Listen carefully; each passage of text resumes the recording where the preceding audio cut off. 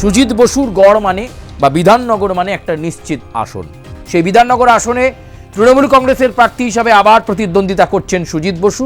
আর অন্যদিকে বিজেপি কিন্তু এবার একটা মোক্ষম চাল দিয়েছে। একজন নামকরা চিকিৎসক, তাকে এবার সুজিত বসুর বিপরীতে নামিয়ে দিয়েছে ভারতীয় জনতা পার্টি। সুজিত বসুকে ধাক্কা দিতে পারে এমন একটা মুখ দরকার ছিল তাদের। 2021 বিধানসভা নির্বাচনে অ্যান্টি কম্বিয়েন্সিটা এমন ছিল, মনে হচ্ছিল এই বোধহয় চলে গেল তৃণমূল কংগ্রেসের সরকার। সুজিত বসু কি বড় ব্যবধানে জিততে চলেছেন, নাকি হাড্ডাহাড্ডির লড়াইয়ের সামনে পড়বেন ওই বিশিষ্ট চিকিৎসকের ভারতীয় জনতা পার্টির পক্ষ থেকে?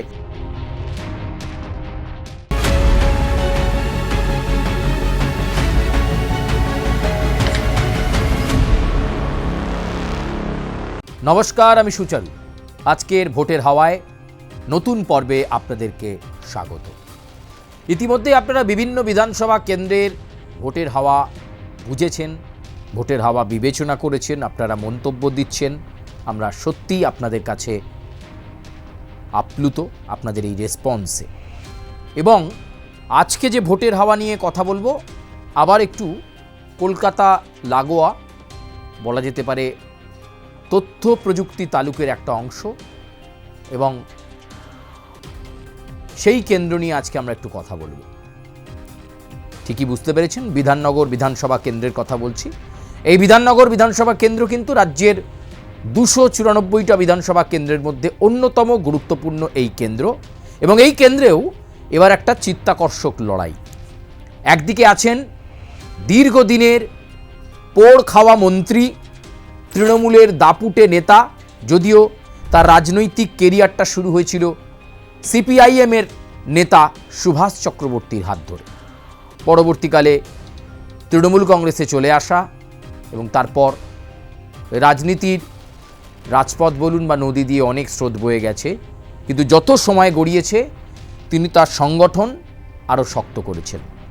একাধারে তিনি রাজনৈতিক ব্যক্তিত্ব, একাধারে তিনি রাজ্যের মন্ত্রী, আবার অন্যদিকে তিনি শ্রীভূমি স্পোর্টিং ক্লাবের কর্মকর্তা।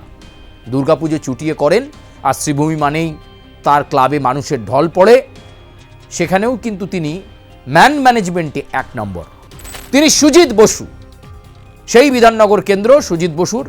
আবারও তৃণমূল কংগ্রেস তাকে একেবারে, তিনি বারবার তৃণমূলের পরীক্ষা দিয়েছেন আর সফল হয়েছেন, পরীক্ষা দিয়েছেন আর সফল হয়েছেন। ব্যবধান সময় যত বেড়েছে তিনি বাড়িয়েছেন। হাড্ডাহাড্ডি লড়াইয়েও সুজিত বসুর গড় মানে বা বিধাননগর মানে একটা নিশ্চিত আসন। সেই বিধাননগর আসনে তৃণমূল কংগ্রেসের প্রার্থী হিসাবে আবার প্রতিদ্বন্দ্বিতা করছেন সুজিত বসু। আর অন্যদিকে বিজেপি কিন্তু এবার একটা মোক্ষম চাল দিয়েছে। একজন বিশিষ্ট চিকিৎসক, পেশায় তিনি চিকিৎসক, আর নেশায় তিনি একজন রাজনীতিক। তিনি শারদ মুখোপাধ্যায়। ডক্টর শারদ মুখোপাধ্যায় একজন নামকরা চিকিৎসক, তাকে এবার সুজিত বসুর বিপরীতে নামিয়ে দিয়েছে ভারতীয় জনতা পার্টি। শারদ যাচ্ছেন তার ক্লিন ইমেজ নিয়ে, এবং দীর্ঘ সময় তার চিকিৎসক জীবনে প্রচুর মানুষকে তিনি চিকিৎসা করেছেন, আর্তদের সেবা করেছেন, এবং চিকিৎসা জগতে শারদ মুখোপাধ্যায়ের নাম যথেষ্ট রয়েছে। সেই শারদ মুখোপাধ্যায় বেশ কিছুদিন ধরে নিষ্ঠার সঙ্গে ভারতীয় জনতা পার্টি করেছেন, বেশ কয়েক বছর ধরে। মনে করা হয়েছিল গত বছরই তিনি টিকিট পাবেন, কিন্তু তখন কিন্তু তিনি টিকিট নেননি। কিন্তু এবারে যখন তাকে বিজেপির কেন্দ্রীয় নেতৃত্ব বোঝায় এবং তারপরে সে নিজে রাজি হয়, বিধাননগরে তৃণমূলের এই শক্ত ঘাঁটিতে সুজিত বসুর বিপরীতে শারদ মুখোপাধ্যায়। লড়াইটা কেমন হবে, কি হতে চলেছে, ভোট শতাংশে কে কোথায় দাঁড়িয়ে, আজকের এই চলচিরা বিশ্লেষণে আমরা সেই বিষয়টা বুঝে নেওয়ার চেষ্টা করব। কিন্তু এই বিধাননগরকে কেন্দ্র করে কিন্তু অনেক ইস্যু রয়েছে। বিশেষ করে সুজিত বসু, তাকে মাঝে মাঝেই কেন্দ্রীয় তদন্তকারী সংস্থা ডেকে পাঠায়, কখনো সিবিআই, কখনো ইডি। হঠাৎ করে তার বাড়িতে চলে যায়, সার্চ অপারেশন হয়, অথচ তিনি তার জায়গা ঠিক শক্তভাবে ধরে রেখেছেন তিনি সুজিত বসু। আবার এমনকি লেকটাউন সংলগ্ন বা বিধাননগরের বিভিন্ন জায়গায় ফুটপাত নিয়েও একাধিক অভিযোগ ছিল। একটা সময় দলনেত্রী মমতা বন্দ্যোপাধ্যায় বকাবকি করেছিলেন সুজিত বসুকে। তারপরেও পরিস্থিতি সামাল দিয়েছেন তিনি, হয়ে উঠেছেন দলের নির্ভরযোগ্য সৈনিক। আর অন্যদিকে শারদ দত্ত মুখোপাধ্যায় আজীবন চিকিৎসার সঙ্গে যুক্ত, তবে ভারতীয় জনতা পার্টিও করছেন বেশ কিছু বছর ধরে, এবং তিনি এবার প্রথম নির্বাচনী লড়াই অবতীর্ণ হয়েছেন পদ্মফুলের প্রতীকে। চলুন লড়াইয়ের পটভূমিটা কীরকম, বিধাননগর কোন জায়গায় দাঁড়িয়ে রয়েছে, আমরা একটু আজকে পরিসংখ্যানের মাধ্যমে বুঝে নেওয়ার চেষ্টা করি। 2016 বিধানসভা নির্বাচন, বিধাননগর কেন্দ্র। বিধাননগরে তৃণমূল কংগ্রেস পেয়েছিল 43.78%, 43.78% ভোট। ভারতীয় জনতা পার্টি পেয়েছিল 39.15% ভোট। বাম কংগ্রেস পেয়েছিল 14.39% ভোট। 2016 সালেই বিজেপি বুঝিয়ে দিয়েছিল যে বিধাননগর কেন্দ্রে ভারতীয় জনতা পার্টির একটা সংগঠন আছে। নেই যেটা, সেটা হচ্ছে বিধাননগরে লড়বার মতো একটা মুখ, সুজিত বসুকে ধাক্কা দিতে পারে এমন একটা মুখ দরকার ছিল তাদের। চেষ্টা চরিত্র তারা অনেক সময় অনেক করেছে, কিন্তু সফল হয়নি। তবে ভোট শতাংশটা ইনট্যাক্টই ছিল বিজেপি। তৃণমূলের যদি 43 হয়, তাহলে বিজেপি ছিল 39.15%। 2019 লোকসভা নির্বাচন, অর্থাৎ বারাসাত লোকসভা কেন্দ্রের অন্তর্গত বিধাননগরে বিধানসভা ভিত্তিক ফলাফল কত পেয়েছিল তৃণমূল, সেখানেও কিন্তু তৃণমূল তাদের লিড অব্যাহত রাখল। 46.47% শুধুমাত্র বিধাননগর থেকেই ভোট পেয়েছিল তৃণমূল। বিজেপির ভোট শতাংশ 39 থেকে খানিকটা ড্রপ করল 2019 লোকসভা নির্বাচনে, অর্থাৎ বারাসাত লোকসভা কেন্দ্রের অন্তর্গত বিধাননগর বিধানসভা আসনে বিজেপি ভোট পেল 38.57%, কংগ্রেস ভোট পেল 2.67%, অল ইন্ডিয়া ফরওয়ার্ড ব্লক সেখানে ভোট পেল 8.89% বিধাননগরে। তৃণমূলের লিড অব্যাহত রইল। অর্থাৎ তৃণমূল এটা বুঝিয়ে দিল যে সাংগঠনিকভাবে ভারতীয় জনতা পার্টির যতই বিধাননগরে উত্থান হোক না কেন, বিধাননগরে তৃণমূলের নির্দিষ্ট ভোট ব্যাংক রয়েছে, এবং সেই ভোট ব্যাংক যথেষ্ট তৃণমূলকে অক্সিজেনের জায়গায় রয়েছে। 2019 লোকসভা নির্বাচনে বিধাননগরের বিধানসভা ভিত্তিক ফলাফলে সেটা প্রতিফলিত হলো। উল্টে বিজেপির 1% ভোট কমে গিয়ে 38.57% হয়ে গেল।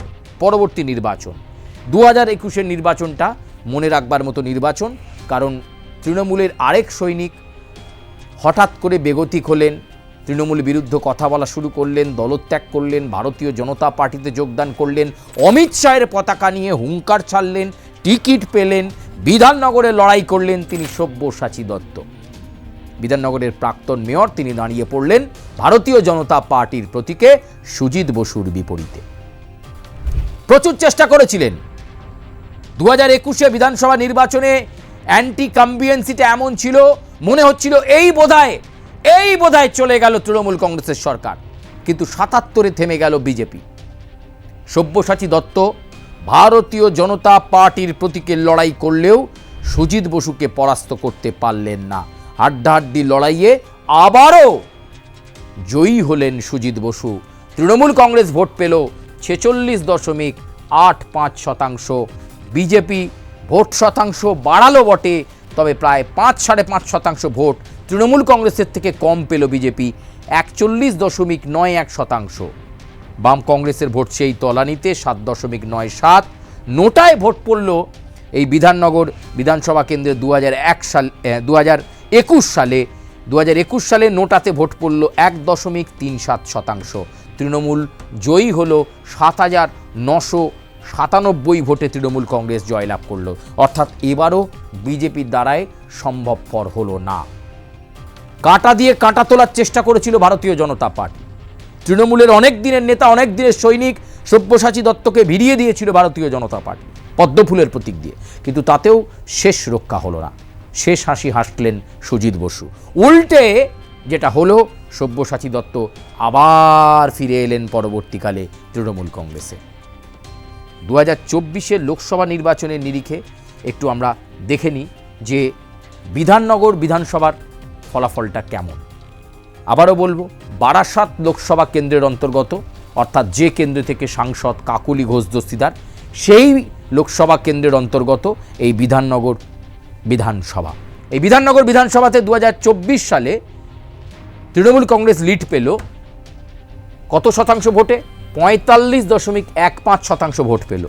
বিজেপির ভোট শতাংশ যেখানে 41 চলে গিয়েছিল 2024-এ আবার ড্রপ করলো, প্রায় 3-4% ড্রপ করলো। বিজেপির প্রাপ্ত ভোট 37.70। ইন্ডিয়ান সেকুলার ফ্রন্ট উল্লেখযোগ্যভাবে, ইন্ডিয়ান সেকুলার ফ্রন্টের একটা ভালো ভোট ব্যাংক বিধাননগরে রয়েছে, সেটা প্রমাণ হলো। বিধাননগরে ইন্ডিয়ান সেকুলার ফ্রন্ট ভোট পেল 7.91%। অল ইন্ডিয়া ফরওয়ার্ড ব্লক পেল 6.52%। ফলে একটা উল্লেখযোগ্যভাবে তৃণমূল কংগ্রেস তার দাপট বজায় রাখল। এবার বিজেপি আবার চেষ্টা করেছে বিশিষ্ট চিকিৎসক বা স্বচ্ছ ভাবমূর্তির একজন মানুষকে, চিকিৎসা ক্ষেত্রে প্রতিষ্ঠিত একজন ডাক্তারকে সামনে রেখে, ডক্টর শারদ মুখোপাধ্যায়কে সামনে রেখে বিজেপি এবার লড়াই সাজাচ্ছে। অন্যদিকে আবার সুজিত বসুকে দেওয়া হয়েছে, যদিও তার বিরুদ্ধে বিজেপি প্রচার চালাচ্ছে দুর্নীতি, বিজেপি প্রচার চালাচ্ছে একাধিক ইস্যুকে নিয়ে, তবে তুল্যমূল্য ভারে কিন্তু এগিয়ে সেই সুজিত বসুই। কারণ 2024-এর লোকসভা নির্বাচনে তৃণমূলের প্রাপ্ত ভোট শতাংশ 45.15, সেই শতাংশই বলে দিচ্ছে অ্যাডভান্টেজে কিছুটা হলেও বিজেপি প্রার্থীর থেকে এগিয়ে সুজিত বসু। সেই সঙ্গে সংগঠন শক্তিশালী রয়েছে বিধাননগরে। ফলে এবারের এই নির্বাচনে কি হতে চলেছে? সুজিত বসু কি বড় ব্যবধানে জিততে চলেছেন, নাকি হাড্ডাহাড্ডির লড়াইয়ের সামনে পড়বেন ওই বিশিষ্ট চিকিৎসকের ভারতীয় জনতা পার্টির পক্ষ থেকে শারদ মুখোপাধ্যায়, নাকি এবার বিধাননগর কেন্দ্রে ভারতীয় জনতা পার্টির পদ্ম ফুল ফুটবে? না, আমরা বলবো না, বলবেন আপনারা। কমেন্ট করবেন, লাইক করবেন, সাবস্ক্রাইব করবেন, বেল আইকনে প্রেস করবেন, এবং আর কোন বিধানসভা কেন্দ্রের বিশ্লেষণ আপনারা দেখতে চাইছেন এই ভোটের হাওয়ায় আপনারা জানাবেন। কিন্তু আবারও বলবো, এবারের এই বিধাননগর নির্বাচনে এখনও কিন্তু অ্যাডভান্টেজ পর্যায়ে সুজিত বসুই রয়েছেন, ধারে ভারে সাংগঠনিক ক্ষমতায়। তবে দেখতে হবে এই কেন্দ্রে অন্যান্য শক্তি অর্থাৎ বাম কংগ্রেস তারা কতটা ভোট কাটতে পারল, সেটা একটা ফ্যাক্টর হবে। তবে অবশ্যই শারদ মুখোপাধ্যায়ের মতো একজন ক্লিন ইমেজের ডাক্তারকে সামনে এনে বিজেপি কিন্তু একটা মোক্ষম চাল দিয়েছে, যাতে বিধাননগরে অন্তত লড়াই করতে পারে বিজেপি, সেই জায়গাটা তারা তৈরি করেছে। আজকের মতো এ পর্যন্তই। আপনাদের সঙ্গে ভোটের হাওয়া নিয়ে আবার দেখা হচ্ছে।